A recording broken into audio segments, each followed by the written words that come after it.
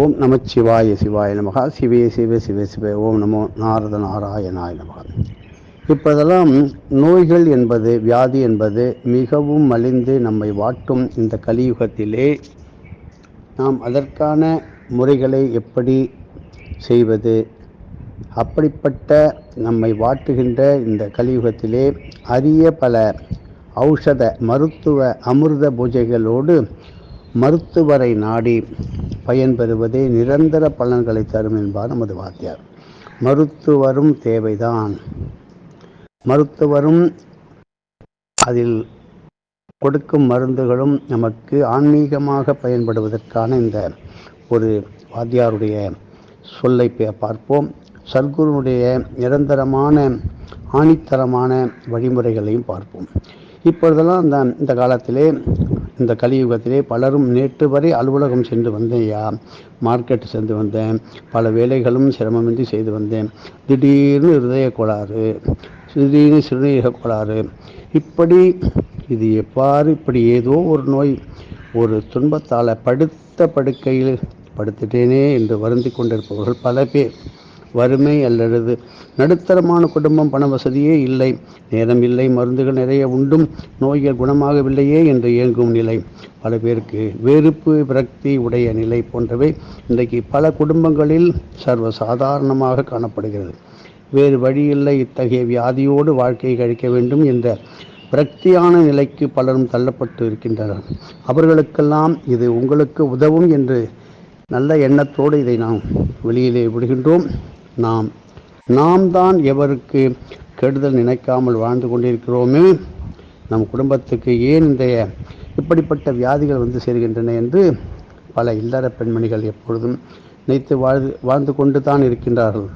முற்பிறவியிலே செய்த கர்ம வினைகளின் பலாபலங்களைத்தான் நாம் அனுபவித்து கொண்டு வருகிறோம்.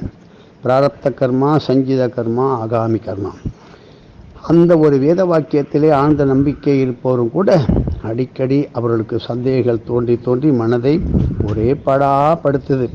ஆயினால இருந்தாலும் பரவாயில்ல, இருக்கின்ற நோய் நொடிகளோடு நல்ல முயற்சி எடுத்து நோய் நொடிகளுக்கான தேர்வுகளை பெறுவதற்கான மன வைராக்கியம், மனோதிடத்தையும் தைரியத்தையும் பெற்று நோய் துன்பங்கள் தீர்ந்திட குறித்த சில சக்தி வாய்ந்த இறை வழிபாடுகளை கருணையே வடிவாகிய சத்குருமார்கள் நமக்கு கொடுத்து கொண்டு வருகின்றார்கள்.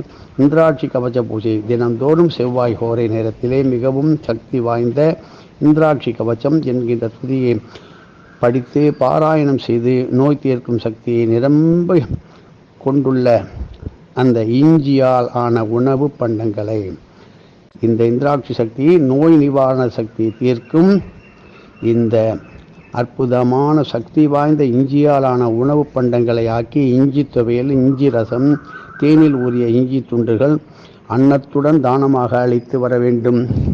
இன்றைக்கும் மருத்துவர்கள் அறியாத பல காய்ச்சல்கள் வகைகளையும், கலியுக இந்த எதிர்காலத்திலே வர இருக்கின்ற பல நோய்கள் வகைகளையும் தீர்வுகளையும் இந்த இந்திராட்சி கவசத்தில் காணலாம். எப்படி?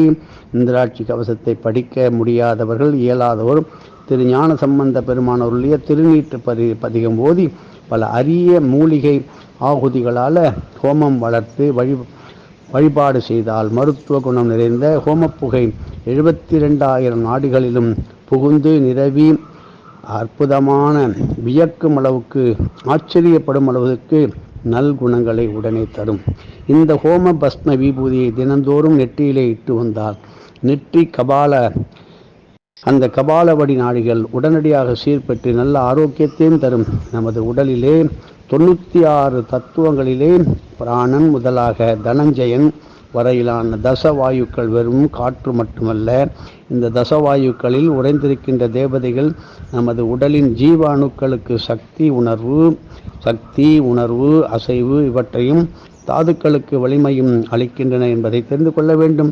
கடின உழைப்பு இல்லாமல் நவீன கால ரசாயன உணவுகள், சில தவறான பழக்கங்கள், இப்படிப்பட்டவைகளால் இந்த தசவாயுக்களும் அதன் தன்மையில் மாறுபடும்போது, அந்த மாறுதல் ஏற்படும்போது நோய்கள் உண்டாகி விடுகின்றது.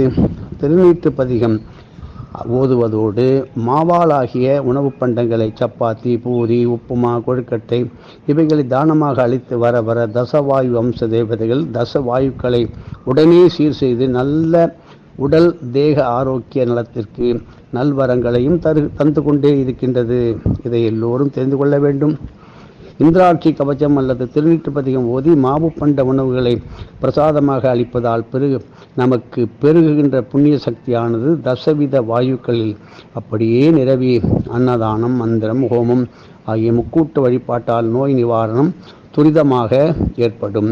ஸ்ரீ வைத்தியநாத அஷ்டகம் மருந்துகள் அப்படி உட்கொண்டும் நோய்க்கு தீர்வு கிட்டவில்லை என்றால் நம் கர்ம வினைகளே பெரும் காரணம் என நாம் மனசார பரிபூர்ணமாக உணர்ந்து பௌர்ணமிக்கு பிறகு வருகின்ற தேய்பிறை நாட்கள் அனைத்திலுமே அமாவாசை வரை உள்ள 15 திதிகளிலும் தினந்தோறும் விடியற்காலை 4 மணிக்கு எழுந்து குளித்து நீராடி ஸ்ரீ வைத்தியநாத அஷ்டகம் என்கின்ற சிவஸ்துதியை 12 முறை ஓதி வந்திடல் அமிர்த தன்வந்திரி மூர்த்தியின் திருவருளால நீண்ட நெடுங்கால வியாதிகளுக்கு நல்ல தீர்வை கண்டிப்பாக பெற முடியும். இப்படி இந்த வைத்தியநாத அஷ்டக பூஜை அதற்கு மிக பெரிதும் உதவியாக இருக்கின்றது. இது கண்கூடான ஒன்று. பொதுவாக ஸ்ரீ அமிர்த தன்வந்திரி கரங்களிலே இருக்கின்ற அமிர்த கலசத்திலே தேய்பிறை காலங்களில் தான் அமிர்தத்தின் ஈர்ப்பு சக்தி மிகுதியாக இருக்கும். ஏன்னாக்க அஸ்வினி தேவர்கள், மருத்துவ தேவர்கள் போன்ற பிரபஞ்சத்திலே உள்ள நோய்களை தீர்க்கின்ற அதி அற்புத தேவதாமூர்த்திகள் பௌர்ணமி என்று 16 முழு கலைகளுடன் பிரகாசிக்கின்ற ஸ்ரீ சந்திர பகவானிடமிருந்து இந்த அமிர்த சக்தியை பெற்றுக்கொண்டு அவற்றை ஸ்ரீ தன்வந்திரி மூர்த்தியின் அமிர்த கலசத்திலே இருக்கின்ற அமிர்தத்தோடு சேர்த்து நிரப்பிக்கொண்டு பிரபஞ்சத்திலே பவனி வந்து ஹோமங்கள், யாகங்கள், கலச பூஜைகள், புனித தரிசனங்கள் போன்றவற்றையும் பலவற்றையும் மேற்கொண்டு நோய் நிவர்த்திக்கான அமிர்த சக்திகளை அந்த விடியற்காலை நேரத்திலே பிரபஞ்சம் எங்கும் நிரவச் செய்கின்றார்கள் என்பதை நாம் அறியாமல் இருக்கின்றோம். இதனால் தான் இந்த விடியற்காலை வேளை அதானது நோய் தீர்க்கும் திரிபர்ணவ மண்டல காலம் என்று சித்தர்கள் சொல்லுகின்றார்கள், உரைக்கின்றார்கள். இரவிலே பல லோக பயணங்கள் புரிந்திருக்கும் சூக்ஷ்ம தேகத்தின் முதல் பசி தீர்க்கும் முதல் உணவிற்கு மகத்தான அன்னதான பலன்கள் உண்டு. எனவே உலர் திராட்சை, கிஸ்மிஸ், முந்திரி, கருப்பு திராட்சை, கருப்பு கிஸ்மிஸ், கிராம்பு போன்ற பர்ணவ சத்துள்ள நல்ல உணவு வகைகளை காலை சிற்றுண்டியாக அன்னதானமாக அளித்து வந்தால் நோய்கள் நிவாரணம் துரிதமாக ஏற்படும். ஔஷத பித்திருக்கள், இதை பற்றி பார்ப்போம். முக்கியமான ஒன்று. இப்படிப்பட்டதோடு இவற்றோடு பிரம்ம முகூர்த்த காலத்து நேரத்திலே மட்டும் பூலோகத்திற்கு வந்து பூஜை செய்து பொழியும் ஔஷத பித்திருக்களும் விஜய பித்திருக்களும் சேர்ந்து கொள்கின்றார்கள். இப்படி ஔஷத பித்திருக்கள் தான் பூலோகத்தில் உள்ள அனைத்து மருத்துவமனைகளிலும் டாக்டர்களாகவும் நர்ஸுகளாகவும் பல வடிவங்களை புனைந்து கொண்டு மருந்துகள், ஊசிகள் மூலமாக குறித்த நோயாளிக்கு அமிர்தத்தை அளிக்கின்றார்கள். இவ்வாறு ஔஷத பித்தர்கள் மற்றும் அஸ்வினி மருத்துவ தேவர்களின் அமிர்த மருந்துகள் கிட்டுவதால் தான் பலரும் கடும் நோய்கள், விபத்துகளிலிருந்து பிழைத்து வந்து கொண்டிருக்கின்றார்கள். மிகவும் நோய்வாய்ப்பட்டு அல்லது விபத்துகளில் சிக்கிக்கொண்டு உயிருக்கு போராடும் போது அவர்கள் குடும்பத்தினர் பலவிதமான பிரார்த்தனைகளை மேற்கொள்ளும் போது அவர்களுடைய 24 தலைமுறைக்கான பித்தர்களும் பித்திருமண்டலத்தில் ஒன்று கூடி அஸ்வினி தேவர்களிடம் நோய்களை குணமாக்கும் மற்ற தேவதாமூர்த்திகளிடம் பிரார்த்தனை செய்து மன்றாடி வேண்டுவார்கள். எங்கள் சந்ததியை சார்ந்த ஒருவர் உயிருக்கு மன்றாடி கொண்டிருக்கின்றார், அவரை காப்பாற்றுங்கள் என்று கெஞ்சுவார்கள். உயிர் காக்கும் மாமருந்தே சர்வ ஜனார்த்தன புண்ணிய சக்தி. என்ன? அன்னதானம், ஏழைக்கான இலவச மருத்துவ உதவி, இலவச திருமண உதவி, இலவச கல்வி போன்ற பலவிதமான இறை சமுதாய சேவைகளிலே ஒருவர் ஈடுபடும் போது இந்த சர்வ ஜனார்த்தன புண்ணிய சக்தி என்ற அபூர்வமான புண்ணிய சக்தி இச்சமயத்திலே தக்க உதவி செய்யும்.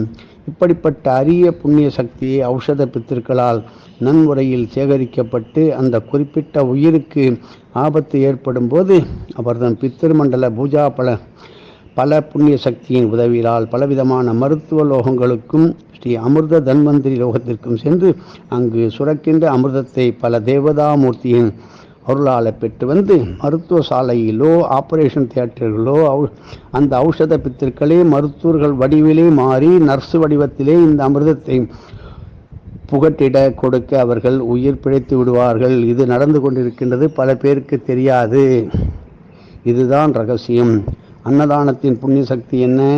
இவ்வாறு தான் ஒருவரின் உயிரை காப்பாற்ற தேவையான ஔஷதாமிருத சக்தியை பெறுகின்ற பல வகையிலே அன்னதானத்திலிருந்து கிட்டுகின்ற ஒருவித விசேஷமான புண்ணிய சக்தியை உயிர் காத்திட பெரிதும் உதவுகின்றது. இதற்காகத்தான் அறிந்தோ அறியாமலோ ஏதேனும் அன்னதானத்தை நாம் எப்போதும் தினந்தோறும் செய்து கொண்டிருக்க வேண்டும். அன்னதானம் எந்த வகையில் எல்லாம் செய்யப்படுகின்றதோ அவை ஆயுள் முடியும் வரை அதற்கு மேலும் மேலும் உதவும் என்பதை இனியேனும் நாம் தெரிந்து கொள்ள வேண்டும். குறைந்தது ஒரு உணவுப் பொட்டலமேனும் அன்னதானம் செய்து பின் மட்டுமே அந்நாளை முடிப்பது என்பதை வைராக்கியமாக கொள்ள வேண்டும்.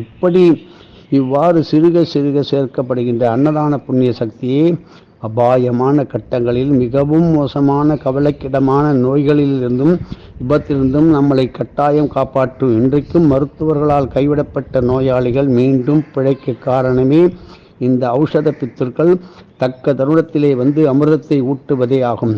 இந்த ஔஷதாமிர்த புண்ணிய சக்தியை பெறவே தேய்பிறை நாட்களில் மேற்கொள்ளும் பூஜையை சித்த புருஷர்கள் நமக்கு தொடர்ந்து கொடுத்து கொண்டே வருகிறார். தொடர்ந்து பார்ப்போம். எதுவும் என்னுடையதல்ல, அனைத்தும் உடையவர்களால் அருணாச்சலா.